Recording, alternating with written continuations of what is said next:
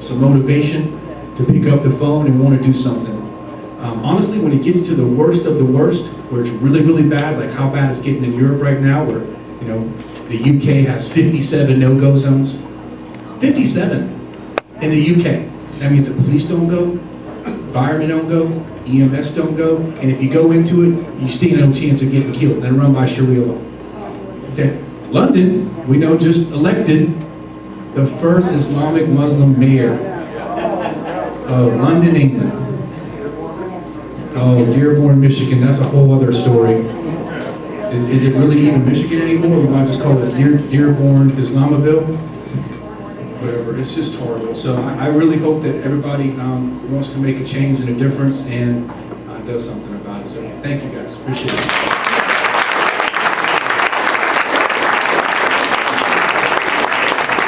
In the natural, this seems impossible. There have been battles before where we have been outnumbered, we have not had weather on our side, and sometimes the things that you see in the natural do seem impossible. But I know that all things are possible because I know that truth. And Brian and I stand, but we don't stand alone, and we stand with the full armor on. We still do need each one of you in some way for you to consider what your role will be, but we are not afraid. And before I start speaking, I just want to introduce my friend Vivian, who has sung so many different times on so many different occasions in my family's life. And she is just going to do a song for us right now before I start speaking. Good evening. When Lauren asked me to sing, normally she doesn't give me any notice. I show up and she says, oh, can you just sing? This time she gave me some notice and I was able to look at something that some of us are familiar with. Actually, many people in this room are familiar with because you were brought up in America in the school system. And you said the Pledge of Allegiance and you sang patriotic songs. So I'm going to sing a patriotic song. But before I do, I want to share with you this verse from Jeremiah 29:11. It says, for I know the plans I have for you, declares the Lord. Plans to prosper you and not to harm you. Plans to give you hope and a future. And that really speaks to what we are faced with today. We need hope in our future for our children, for our grandchildren, for our great-great-grandchildren. And when our country was formulated and people were writing songs about America, they came up with this song called Oh Beautiful.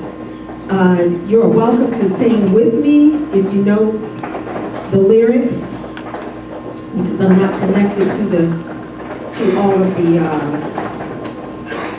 technology here, but I do have the words. It's called America the Beautiful.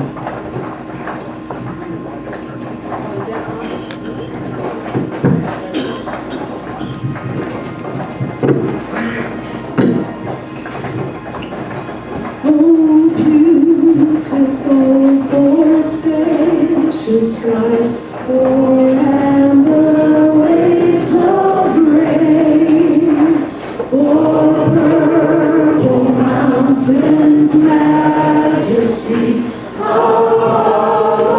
fruited plain. America, America, God shed His grace on thee, and crown thy good with brotherhood from sea to shining sea. Oh, beautiful for pilgrim feet who stern impassioned stress, a thoroughfare for freedom be across the wilderness.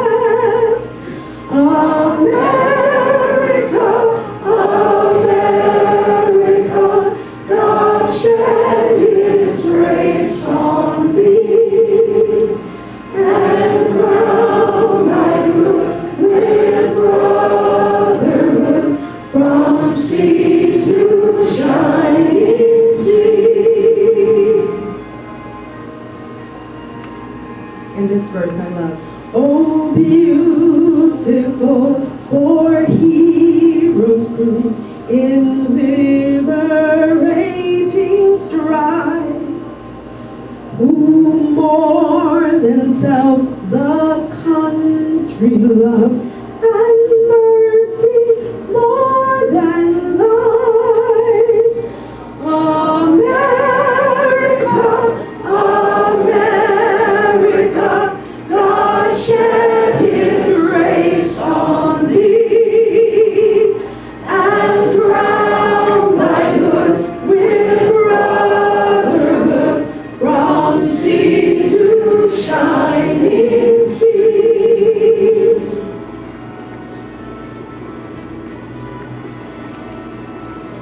Oh, beautiful for patriot dream that sees beyond the years. And they're talking about you. Thine alabaster cities gleam, undimmed by human tears. America, America, God shed His grace on thee, and crown thy good with brotherhood from sea to shining sea.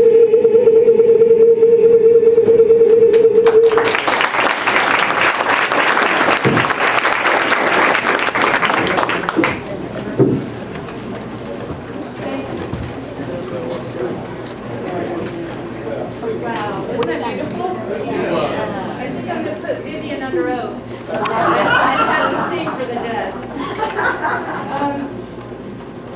Everybody, my name is Lauren Martell. Many of you know me, and I'm a local attorney here. I've been practicing on here. Can't hear you. Pick it up. Local attorney. Boom. Can you hear me now? I am a Hilton Head Island local attorney. I am a mom. For a period of time, there were 4 of us generations on Hilton Head. My grandfather was a Presbyterian minister, my father in education, my mom and grandma so involved in my lives. My little niece and my sister here too, as I'm talking about my family. God and family are so important. And so I have a small practice, but I love the law.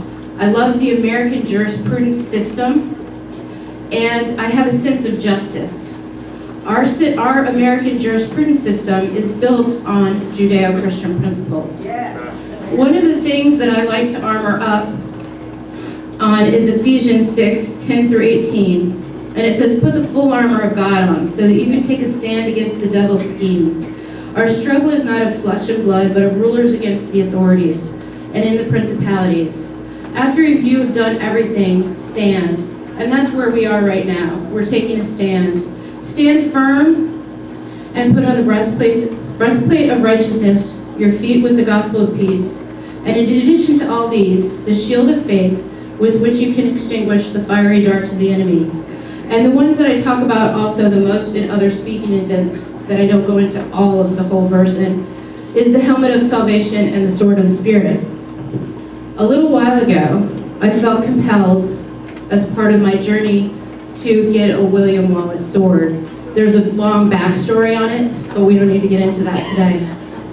But at a recent Tea Party event, and I'm going to have to put down the microphone for this, I said this. I have a sword, and I have a cell phone. I'm ready to use it.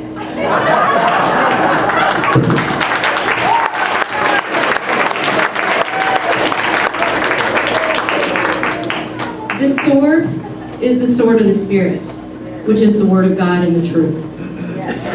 We know what the truth is. Our country is being hammered right now in a very negative way, and we need to push back with a bigger hammer. Lawfare is what's been coined a while ago by a liberal agenda for which you can name the enemy. It just comes to lie, steal, and destroy, and that's what lawfare tries to do. Lawfare is used as a weapon of war. Some say that it's a depressing reality in America that we're at war with ourselves over which laws we should enforce and which ones we shouldn't. In 2013, the Pentagon was briefed on the concept of lawfare. It's the abuse of the judicial system with a strategy to enforce military and political ends. It uses international and national law and human rights law to try to change the good laws that we have right now.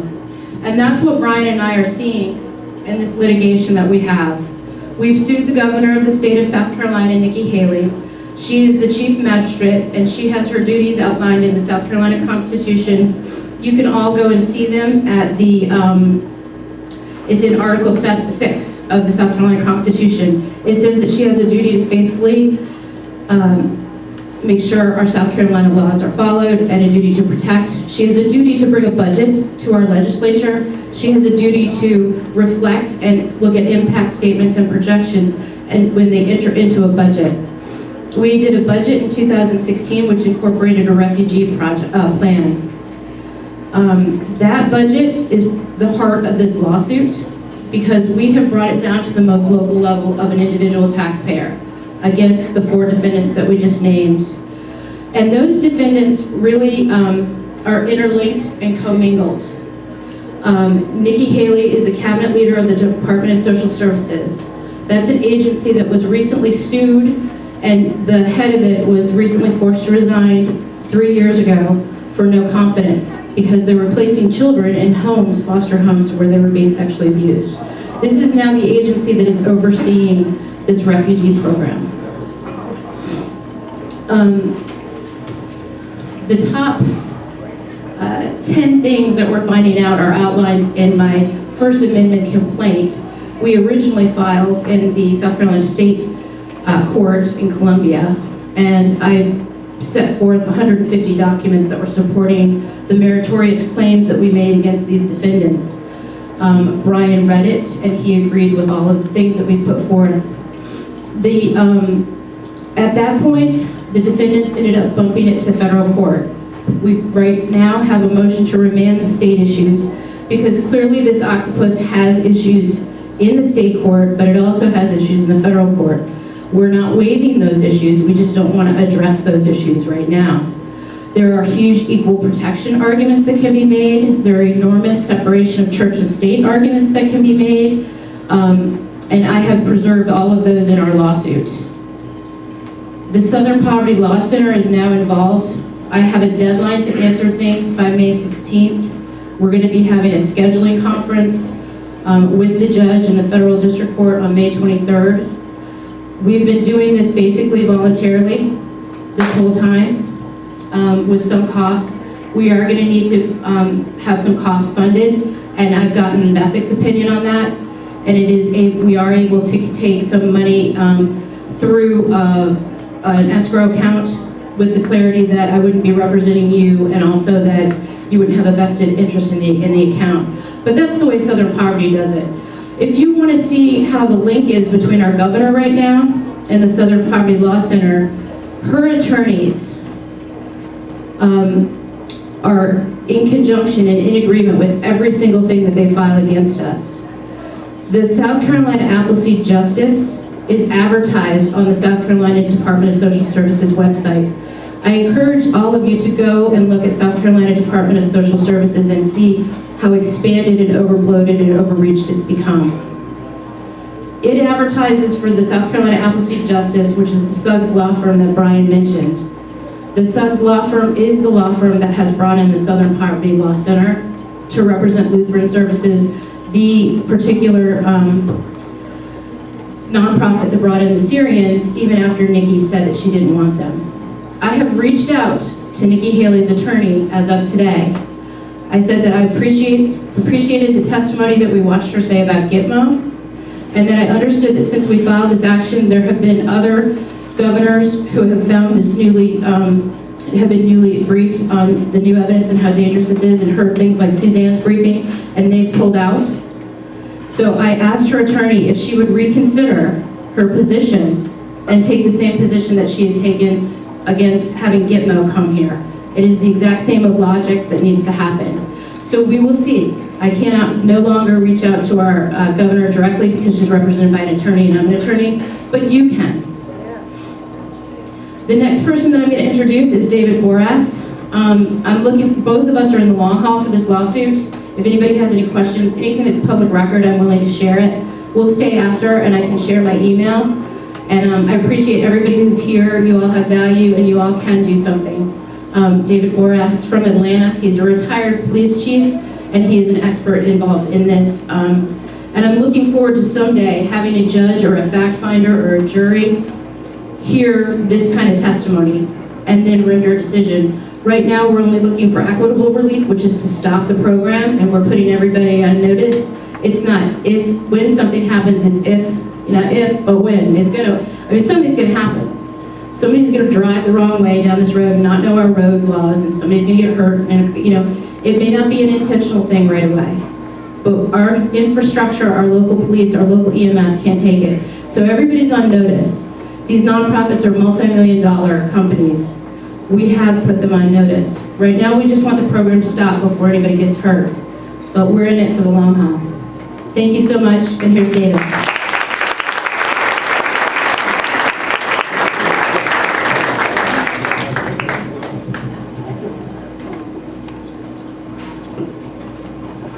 Well, good evening. I hope none of you are under any false illusions that Lauren saved the best for last.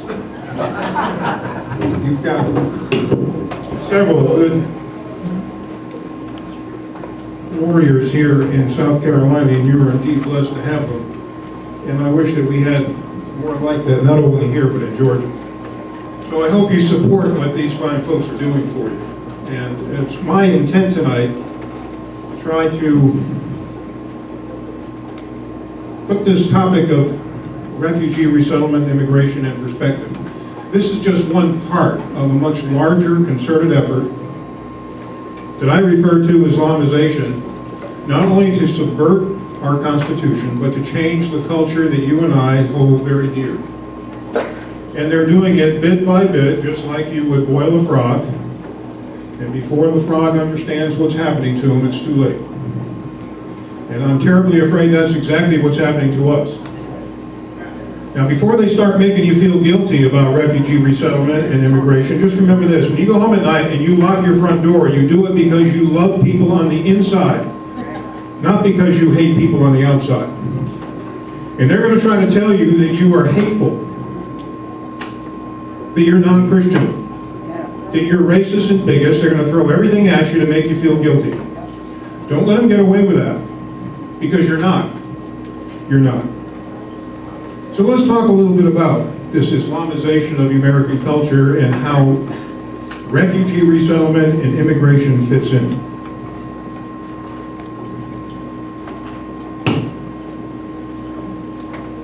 Could you close the line behind you? Will you be able to see? You need a light on, David? Excuse me? You need the light on? No, I'm fine. I hope. Muslim Brotherhood has been in the United States since 1963. And they have a program to change our culture, And as the levels of Muslims increase, Sharia compliance will increase. And as Sharia compliance through demands, concessions, what have you, by locally elected officials increase, they will make demands for more. Don't think they'll stop. Until finally, they're going to make some very specific demands to change. Now, there is a predictable pattern that all of this goes through. All of this goes through. And let's just start off by it. Phase one is when they first come. This is when they put on a good first impression, when they try to make sure that you understand that you have absolutely nothing to worry about. That they are here to assimilate. They're not going to make any waves, not going to make any demands, and their religious practices are kept, for the most part, private. But then there's phase two. As the numbers increase, Muslims politically display higher levels of Sharia compliance.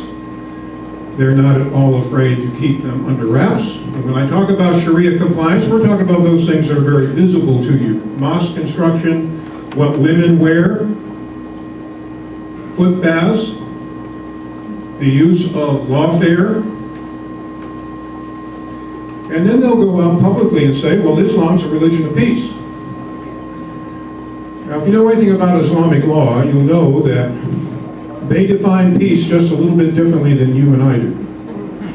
We define peace under terms of coexistence. We understand that we've got enemies in the world, and we're willing to live with them as long as they don't jeopardize us. We've done that ever since our country was formed. Under Sharia law, peace is only achieved when Sharia law is the sole law of mankind. Then there will be peace. Then there will be peace. That all opposition is removed, whether it be governmental or religious. It is all gone at that point. So when they say that Islam is a religion of peace, that's what they really mean. And George W. Bush, just think about it. He fell right into line with that presentation for 8 years, when he could have been educating the American people about this threat. He did us no favors. And then they reach out to local religions under the banner of dialogue. How many of you heard of the term Chrislam? The blending of Christianity with Islam.